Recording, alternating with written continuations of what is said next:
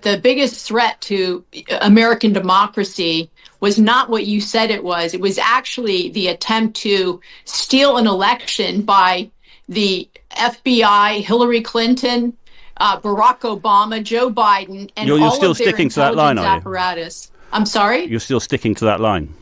It's not, I'm sticking, that Congress actually did an investigation and they colluded together. They colluded and attempted to smear, they made up a smear to destroy President Trump's, before he was elected the first time, his reputation, to tie him in and cook up a plan that he was basically working with Russia. They bugged his campaign headquarters. Then they spied on him when he was in the White House. It is a scandal, and I haven't seen anyone held accountable. The American people who voted for President Trump are looking for accountability. So if with punishment will come deterrence so that that doesn't happen again. But we're also looking for deportations like you talked about. We want to see deportations of illegal immigrants. There were over 10 million people deported, I think it was, under Bill Clinton. There were millions deported under Barack Obama. But President Trump, in his fulfilling his campaign promise to deport, has been stopped by these lower level courts and even the higher level courts in the United States. So the courts are trying to behave like another executive branch and trying to override the elected head of the U.S. government. So I don't think it will stand. I do believe that President Trump will get to deport people, but really the American people are looking for those deportations. Yeah. So with all that in mind, would you say that the first 4 months or so of his presidency have been successful? They've been incredibly successful. Why?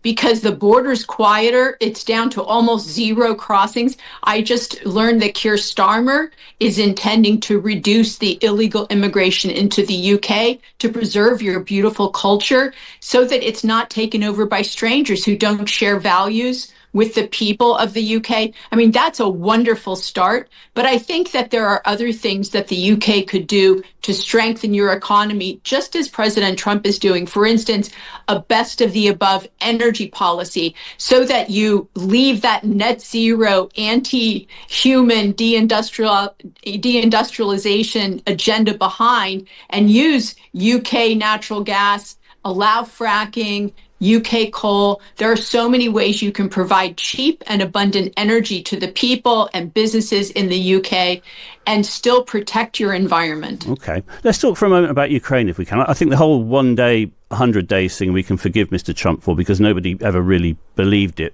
But he has consistently, with the exception of one day when Russia sent missiles into Kyiv, given the impression of being someone, I suppose, more philosophically aligned with President Putin than with President Zelensky. Isn't the truth, though, that he's being played by Moscow, which has no intention and will never agree to a peace deal other than one that will leave Ukraine humiliated and unable to defend itself? Well, I disagree with what you just said. I'm sorry, but he certainly understands Putin and how he's a former KGB intelligence officer who knows how to work people. He will not be played like people like Joe Biden was played, or sorry to say, George W. Bush was played. President Trump understands the person on the other side of the table in a deal, and that goes for Zelensky and that goes for Vladimir Putin. But does he respect?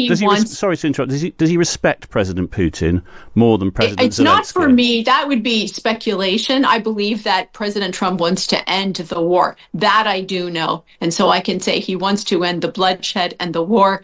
And wouldn't peace be a wonderful thing? So it sounds like there's a possibility. I'm cautiously optimistic. I'm a little skeptical that things can come together so quickly without a lot of sticks and a lot of carrots. So we'll see what happens this week. But the fact that President Trump has discussed publicly perhaps going and being part of this peace deal, it's encouraging to even talk about.